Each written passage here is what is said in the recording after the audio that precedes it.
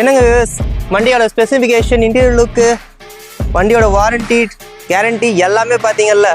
என்ன இவ்வளோ சொன்னேன், என்ன ரேட்டை மட்டும் நீங்கள் சொல்ல மாட்டீங்களே, நடமுடிகிறீங்களா? கவலைப்படாதீங்க, அந்த வேலை வந்துகிட்டு இருக்கேன். சரிங்களா? இப்போ பார்த்தீங்கன்னா இந்த வண்டியோட ரேட்டு பார்த்தீங்கன்னா ரொம்பலாம் கோட் பண்ணுறது இல்லைங்க. 11 லட்சம், 11.5 லட்சம், வெறும் 10 லட்சம் தான். அதுக்கு மேலே எதுவுமே கிடையாது. இன்னைக்கு பெட்ரோல் வண்டி குறைஞ்சது மேனுவல் 20 லட்ச ரூபா வித்துக்கிட்டு இருக்காங்க. மைலேஜ் பார்த்தீங்கன்னா வெறும் 12, 10, 15 அது அவ்வளோதான். அதுக்கு மேலே தாண்ட முடியாது.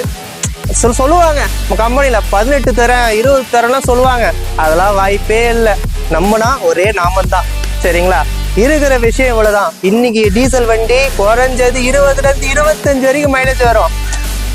இன்னைக்கு எக்கனாமி என்ன, ஒரு 100 ரூபாய்க்கு சம்பாதிக்க நம்ம எவ்வளோ கஷ்டப்படுறோம்.